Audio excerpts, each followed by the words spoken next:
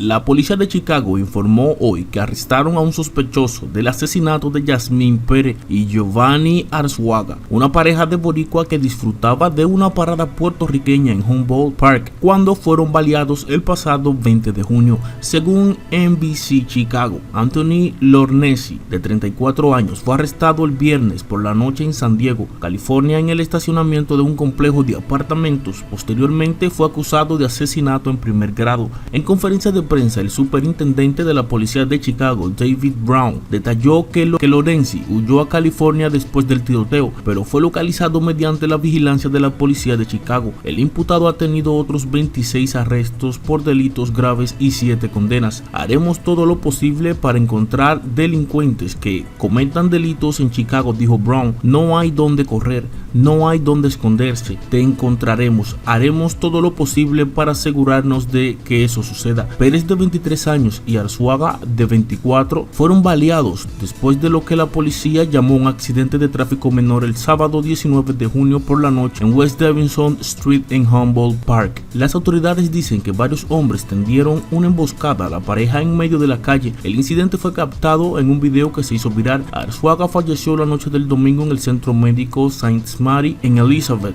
a consecuencia de los disparos recibidos, mientras que Pérez murió en la mañana del martes 22 de junio en el hospital Stroger, reportó Univision Chicago. Ambos eran padres de una niña y un niño.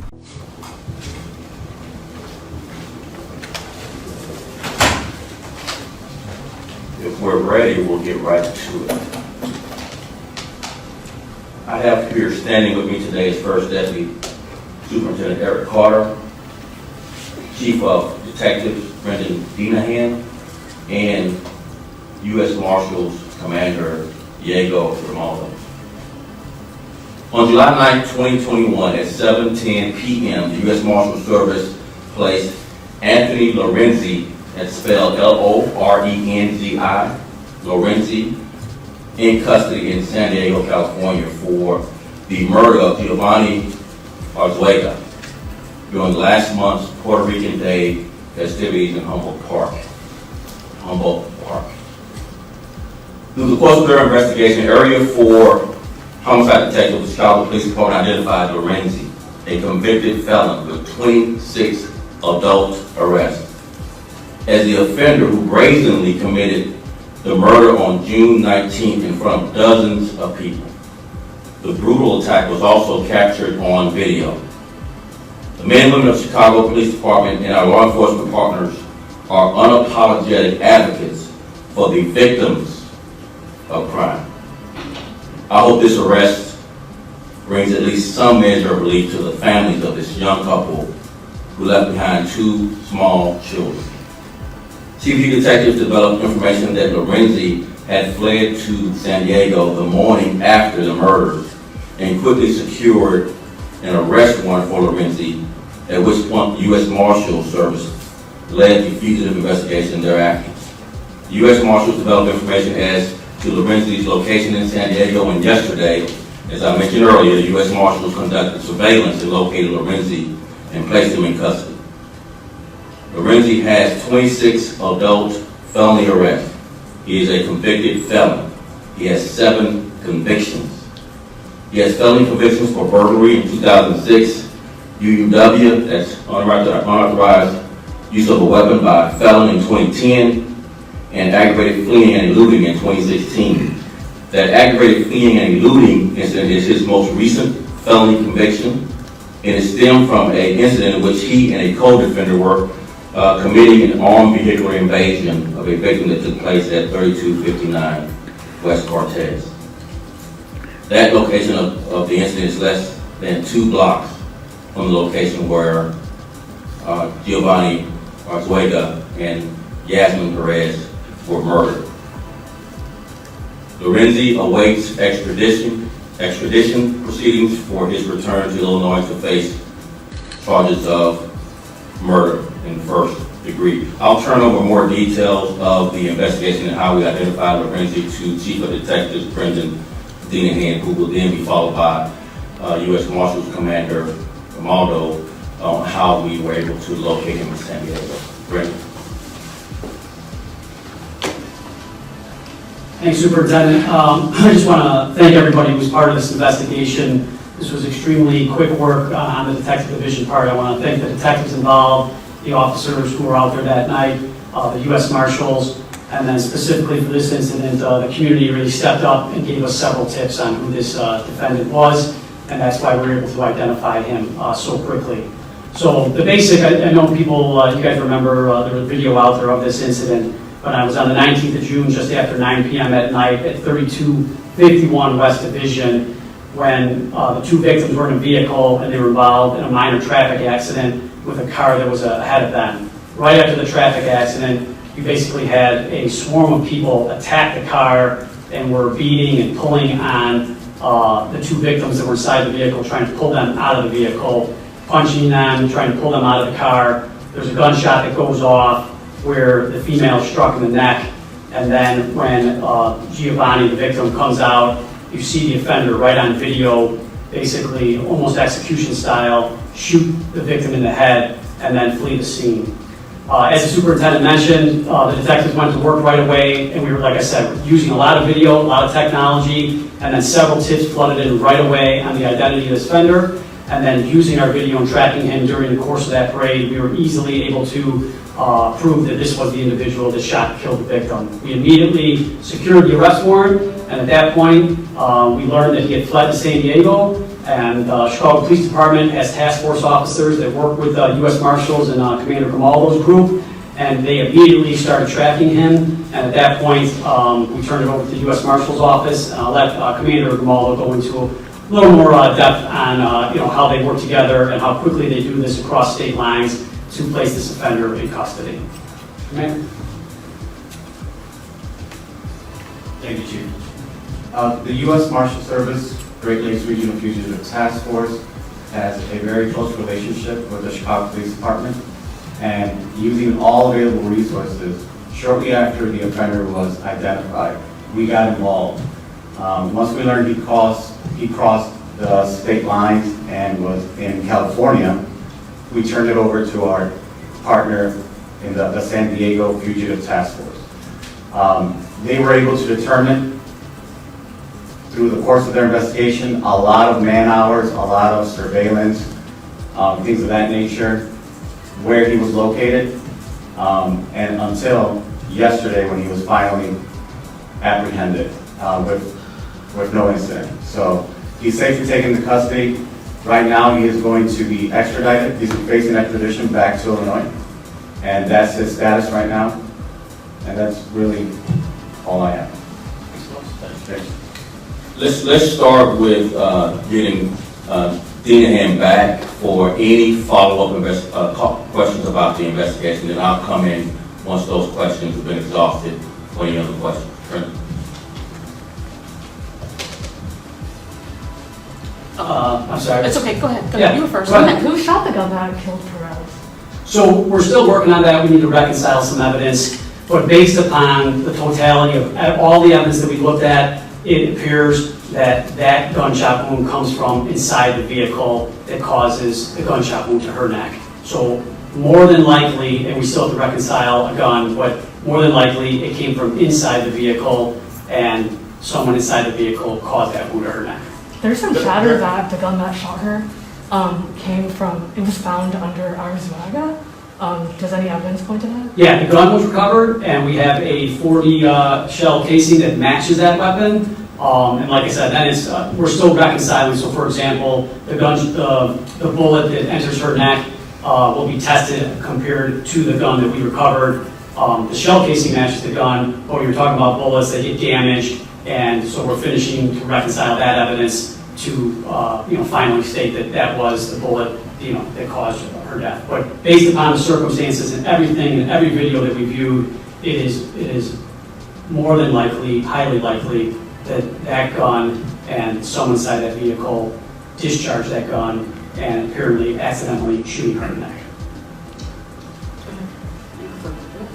So there were only 2 people in that car, correct? There's 4 people in that vehicle. And do we have any idea who fired that gun? No, we're still reconciling some evidence there. Once again, it's more than likely that the deceased, individual who got executed did because they were in the front seat and they were the ones getting punched and kicked and pulled, and more than likely. So we still have to reconcile a little bit more evidence, and there's GSR tests, et cetera. But from everything points to, once again, more than likely that he discharged that firearm accidentally, causing that gunshot wound to her neck. To be clear, you said there were 4 people inside of the deceased vehicle. Correct. Total. So what happened to the other 2? We interviewed them, for the course of the investigation, and that's how we learned that, they corroborate the traffic accident that occurs, and then all of a sudden, as you can kind of see on the video, everybody's being attacked pretty viciously inside that vehicle. So they're witnesses, to this incident, and we don't believe that either one of them discharged that firearm at this time. But what is the motive? I'm just curious. Like, was this? I know the police didn't go on record, or they weren't saying at the time, I should say, that it was gang related. So have you guys determined that this was gang related or not, and what was the motive? So, as you mentioned, he's just placed in custody at this time, so we haven't interviewed the defendant at this time. But right now, it appears that it is possibly just a car accident, and then that immediate frenzy that occurs. So but once again, we don't have the exact motive. I know I can see on your face it doesn't make sense. It's crazy, yeah. It is crazy, but you saw the video, you saw how quickly things happened. It was, unfortunately, at that time of night, and it's extremely unfortunate, but it happened extremely quickly. It's a minor traffic accident, and there's immediately punching and kicking and pulling and trying to harm these people inside the vehicle. And then this execution-style shots are fired into this individual's head. What's the relationship between the other 2 individuals who were in that car to the 2 victims? I don't have the exact whether they're brother, sister, or cousin relationship, but they're all friends, and they're all belong in the car together. Okay, and back to the accident. So the accident, the minor traffic accident, had nothing to do with the attack. Like sometimes people will stage an accident to be able to gain access or rip off a car or do something. So one didn't. The accident precipitated the attack, but there was nothing else. There's no prior relationship, no additional motive, right. I guess, for creating. Correct. None that I have at this time. Once again, when the detectives, when they get assigned, they start investigating, and their goal, obviously, right, is to identify the offender and secure the arrest, and that's what they did. So I understand that I haven't dug that far deep into, but I don't believe so at this time. I just want to make sure I have this straight. Sure. So you're saying there were 4 people inside of that car. 2 of them you don't believe, or at least they said they didn't fire their weapons. So you're saying it's possible maybe that the bullet that struck Yasmin might have come from Gio? I'm saying more than likely. Interesting, okay. Another question I have is are there other people of interest, whether it's one or several others, that you're looking at in the same way you're looking? Yes, and that's, I'm not going to give a total number on that, but it's still active and open, and we are looking for other individuals. Obviously, you saw the video. This individual in custody, Lorenzi, he is the one responsible for this death. There is nobody else responsible besides him. He shoots the individual in the head several times while he's on his knees. So there's nobody else responsible for this death, but there are other people involved, obviously, when they are swarming the vehicle, kicking and punching, etc. Okay. Another question I have is there were a lot of people online that were looking at this saying, well, why isn't this being looked at as a hate crime? This is a Puerto Rican Day Parade. These were clear Puerto Ricans themselves. Is that something that is a possibility, and why or why not?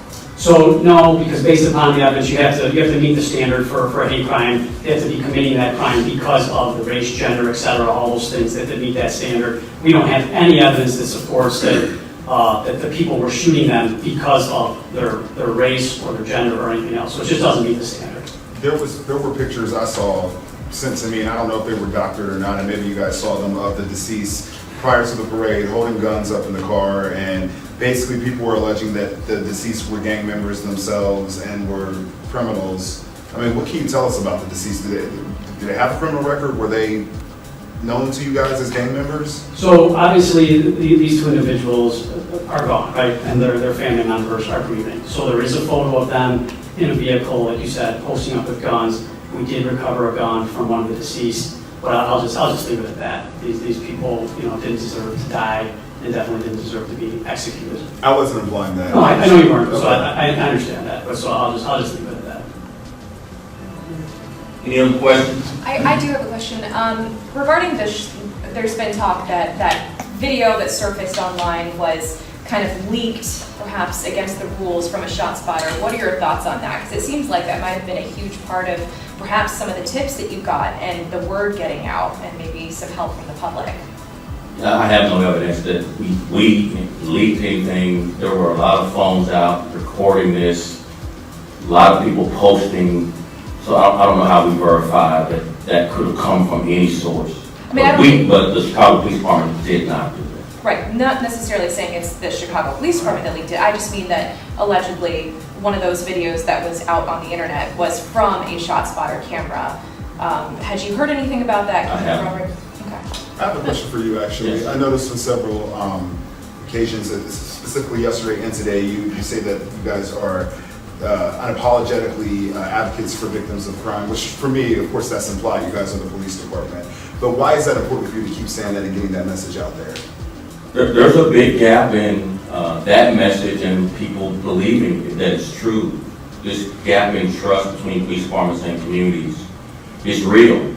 So I think it's important to say we are your advocates and we are unapologetic about it. And we focus on bringing some type of closure to victims and their families when we have tragedies like this one.